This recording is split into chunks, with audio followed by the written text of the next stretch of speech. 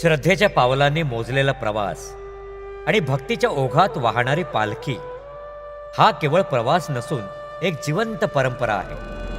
भाऊ प्रतिष्ठान आयोजित श्री दत्त पादुका पालखी परिक्रमा यावर्षी एक विशेष टप्पा गाठत आहे. कारण हे रौप्य महोत्सवी वर्ष म्हणून साजरे होत आहे.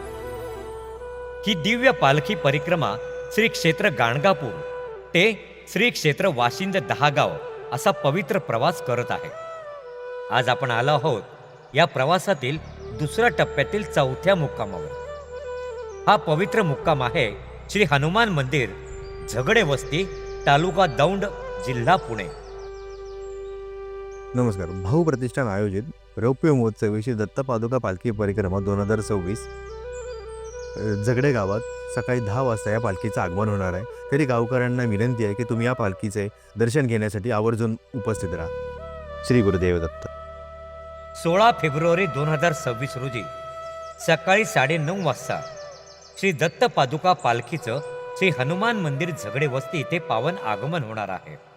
तरी झगडे वस्ती आणि परिसरातील सर्व नागरिकांनी आणि श्रद्धाळूंनी पालखीच्या स्वागतासाठी, दर्शनासाठी, सहभागी होण्यासाठी आवर्जून उपस्थित राहावे.